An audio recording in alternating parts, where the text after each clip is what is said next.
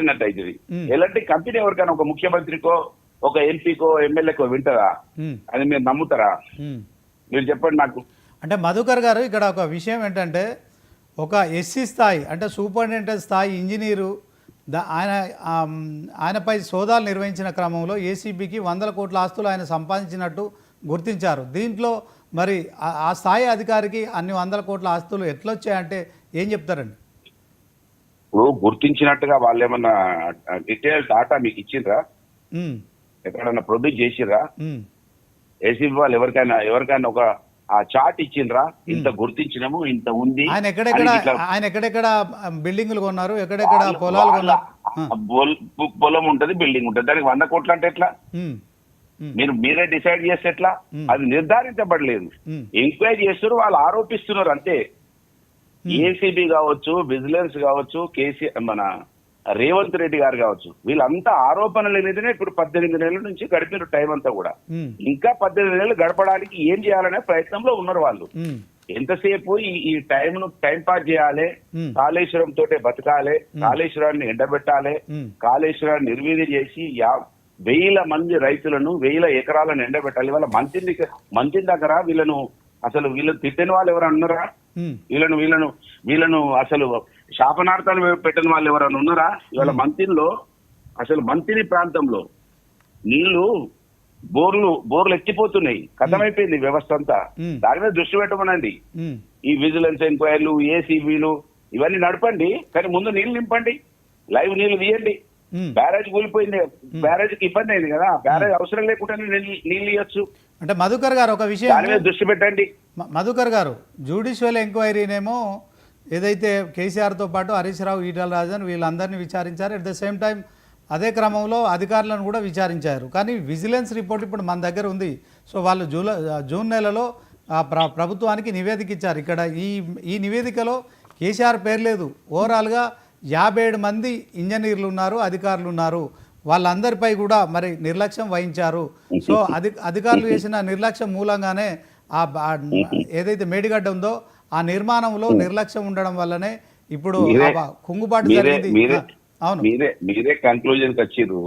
మీరే కన్క్లూజన్. నిన్నటి వరకు కేసీఆర్ అన్నారు, మొత్తం కేసీఆర్ దోసుకున్నాడు అన్నారు. ఇప్పుడు అధికారులు అంటున్నారు. నేను నిజంగా చెప్తున్నా, మీరు కూడా ఆలోచించండి. మీతో డిబేట్లు ఎవరున్నారో ఆలోచించండి. ఇంజనీర్లది కూడా ఏముండదు. అది కట్టింది ఎల్ఎన్టీ కంపెనీ. ఒకవేళ ఇంజనీర్ల తప్పిదం ఎప్పుడు జరిగి ఉంటుందంటే వీళ్ళు మెయింటెనెన్స్ చేసడంలో లోపం. బ్యారేజ్ కట్టిన తర్వాత ఆ గ్రౌటింగ్లు అవన్నీ ఎవ్రీ ఇయర్ అదంతా మెయింటెనెన్స్ చూడాలి. ఆ అలసత్వం జరిగి ఆ బ్యారేజ్ కి ఏమన్నా దెబ్బ తాకి ఉండొచ్చు, కానీ క్వాలిటీలో ఏ మాత్రం తేడా ఉండదు. ఇది ఎప్పటికైనా కూడా నిరూపించబడుతుంది. ఈ బ్యారేజ్ అక్కడ మనకు హెవీ రెయిన్ వచ్చింది కదా 2023లో. ఆ రెయిన్స్ వలన కింద నీళ్లు ఎక్కువ హెవీ లోడ్ పడి ఆ కింద అయితే బ్లాక్స్ ఉంటాయి. దాన్ని ఆ బ్లాక్స్ కాడ ఏదన్నా చిన్న క్రాక్ వచ్చి దాని వల్ల జరిగి ఉంటది. సో క్వాలిటీకి ఇక్కడ ఏం తేడా లేదు. కనుక ఈ మెయింటెనెన్స్ లోపంలో ఇంజనీర్ల తప్పిదం జరిగి ఉంటది, కానీ వేరే జరిగి ఉండదు. నేనేమంటున్నా, మీరు ఇంజనీర్లు కాదండి, ఇంజనీర్లు కాదు, ఎల్ఎన్టీ కంపెనీని ఎవరైనా ఇప్పటి వరకు దేశంలో తప్పు పట్టినరా, ప్రపంచంలో తప్పు పట్టినరా? మీరు దాని మీద చర్చ చేయండి ఫస్ట్. ఓకే, మీరు అనేది ఏంటంటే ఎల్ఎన్టీ కంపెనీ నిర్మాణ సంస్థ 100 కోట్లు ఉన్నాయి, ఈయనకు 200 కోట్లు ఉన్నాయి. శ్రీనివాసం మొన్నటి వరకు ఒక మామూలు అంగి వేసుకునేది, ఇప్పుడు ఎందుకు కొత్త అంగి వేసుకుంటాడు? ఈ పిచ్చి వాదనలు ఇవి. ఇవన్నీ ఓర్వలేని తనాలు. మాలాంటి వాళ్ళ మీద ఇవే డిస్కషన్ జరుగుతాయి. పుట్టమది మొన్నటి వరకు తెల్లంగి వేసుకోలేదు, ఇప్పుడు ఎట్లా వేసుకుంటుండు, కారు చిన్నది ఉండే పెద్ద ఎట్లా కొన్నాడు. ఇవంతా అర్ధరాయమైనటువంటి వాదనలు. నేనేమంటున్నా, కనుక మీరు తప్పు పడితే ఎల్ఎన్టీని పట్టినట్టు అవుతుంది. ఎల్ఎన్టీని తప్పు పట్టినట్టు దాఖలాలు ఇప్పటి వరకు ఎక్కడ లేవు. కనుక దయచేసి అది మానుకోవాలి కాంగ్రెస్ ప్రభుత్వం. మీ ఎంక్వైరీలు జరిగినాయండి, ఫస్ట్ అయితే నీళ్ళు ఇవ్వండి ఆ ప్రాంత రైతులకు. అంటే దీంట్లో గత ప్రభుత్వం బీఆర్ఎస్ ప్రభుత్వంది కానీ తర్వాత ఇంజనీర్లది కానీ ఎలాంటి పాత్ర లేదని మీరు చెప్తున్నారా? ఖచ్చితంగా తప్పు లేదని చెప్తున్నా, నేను ఉండదు అని చెప్తున్నా. చాలా నేను చెప్తున్నా, ఏదైనా చర్యలు తీసుకోవాలంటే ఎలాంటి సంస్థ మీద తీసుకోవాలంటారు, అంతే కదా?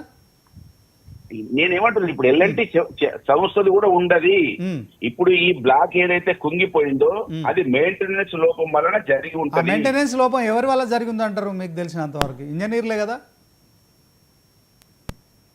అంటే నేను నా వ్యత్యాసం మీరు గమనిస్తలేదు. నేను క్వాలిటీ లోపం ఉన్నది అంటున్నా, ఉమ్. మెయింటెనెన్స్ లోపం ఉన్నది అంటున్నా. ఇప్పుడు అయిన తర్వాత బ్యారేజ్ అయిన తర్వాత ఉమ్. మెయింటెనెన్స్ లోపం వల్ల జరిగి ఉంటుంది అని ఆ అంటున్నా. మెయింటెనెన్స్ ఎవరు తీసుకోవాలంటారు ఆ బాధ్యత? ఎవరు తీసుకోవాలి? అధికారులు. ఓకే, అంటే విజిలెన్స్. కానీ మీకు మీరు కాంగ్రెస్ ప్రభుత్వం ఏమి ఆరోపణ చేసింది? వీళ్ళు